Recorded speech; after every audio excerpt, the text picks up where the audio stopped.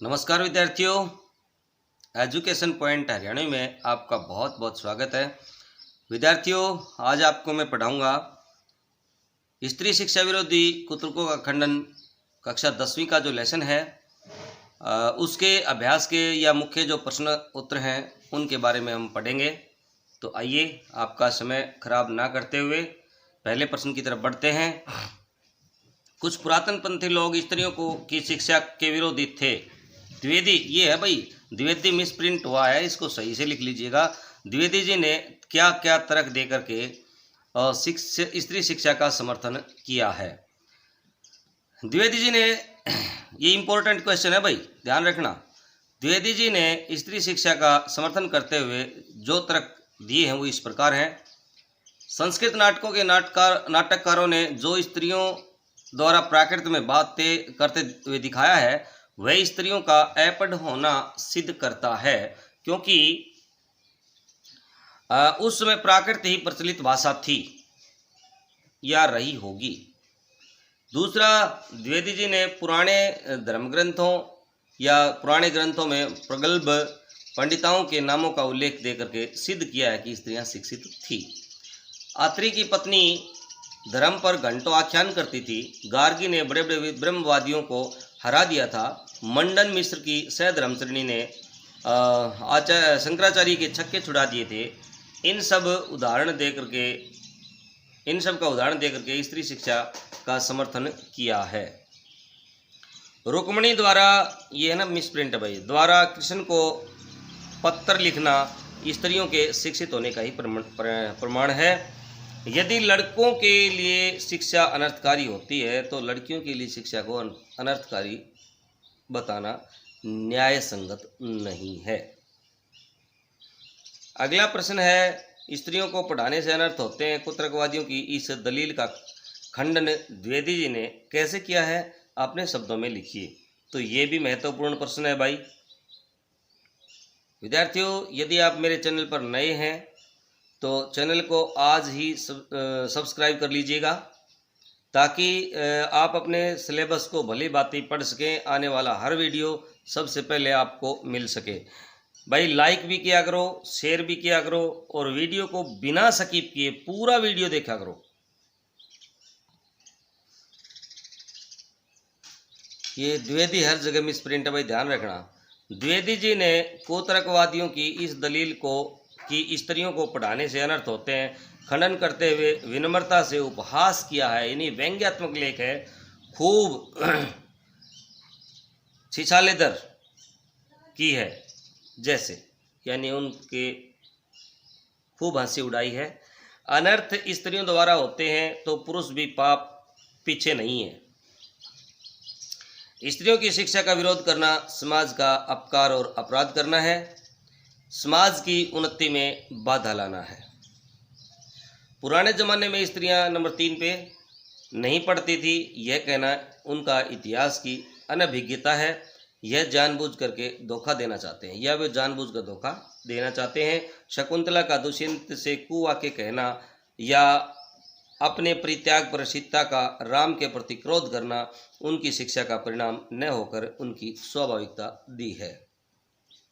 लड़कियों को अशिक्षित और केवल लड़कों को शिक्षित कर देश के गौरव को नहीं बढ़ाया जा सकता।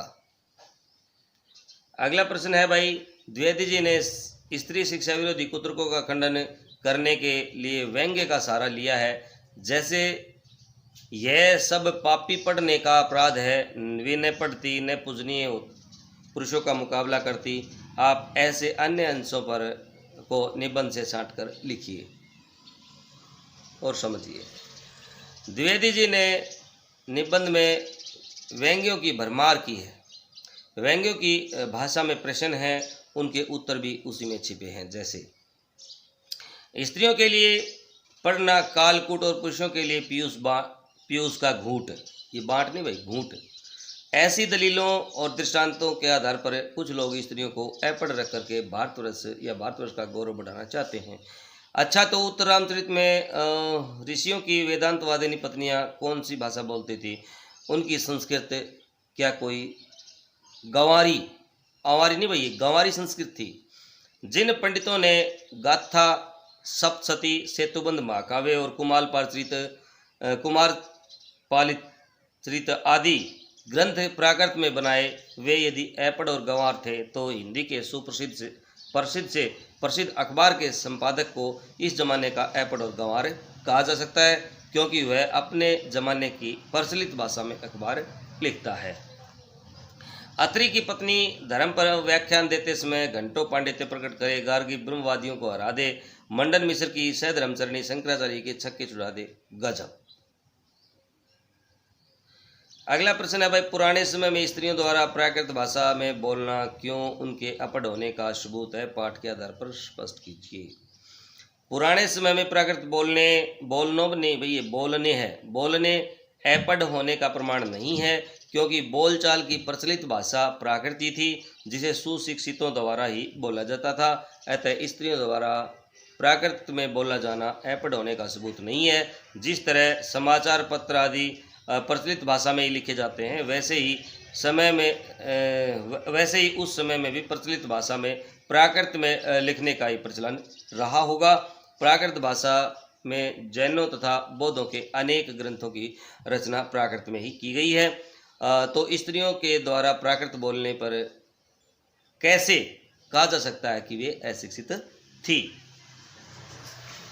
अगला प्रश्न है भाई, परंपरा के उन्हीं पक्षों को स्वीकार किया जाना चाहिए जो स्त्री पुरुष समानता को बढ़ाते हों। तर्क सहित उत्तर दीजिए। प्राचीन काल से चली आ रही अप्रासंगिक परंपराएं जो आज के समय के अनुकूल नहीं है या जिनका कोई महत्व नहीं रह गया है, उन परंपराओं को त्यागना ही उचित है, और जो परंपराएं प्रासंगिक हैं उन्हें स्वीकार करने में कोई संकोच नहीं होना चाहिए। वर्तमान में प्रत्येक प्रतियोगिता में स्त्री जाति पुरुष जाति से कहीं भी पीछे नहीं है, इसीलिए किसी भी क्षेत्र में उनकी अवहेलना करना उचित नहीं है। ऐसे पक्षों को अवश्य ही बिना विवाद और बहस के स्वीकार कर लेना उचित है जो स्त्री पुरुष समानता के पक्षधर हैं। साथ ही उन पक्षों को की सदैव उपेक्षा करनी चाहिए जो स्त्री पुरुषों को में असमानता का भाव पैदा करते हैं। अगला प्रश्न है भाई, तब की शिक्षा प्रणाली और अब की शिक्षा प्रणाली में क्या अंतर है? स्पष्ट कीजिए। इंपॉर्टेंट क्वेश्चन है भाई। तब और अब की शिक्षा प्रणाली में अपेक्षा से अधिक अंतर है। पहले शिक्षा के लिए गुरुकुल या आश्रम परंपरा थी, जहां छात्र रह करके वेद वेदांतों आदर्शों की शिक्षा ग्रहण करते थे। जीवन मूल्यों पर आधारित शिक्षा थी।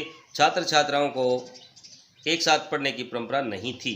आज विद्यालयों में सह शिक्षा का प्रचलन है। आज की शिक्षा में आदर्श मूल्यों का कोई महत्व नहीं है, अपितु व्यवहारिक व्यावसायिक शिक्षा पर बल दिया जाता है। गुरु परंपरा समाप्त हो गई है।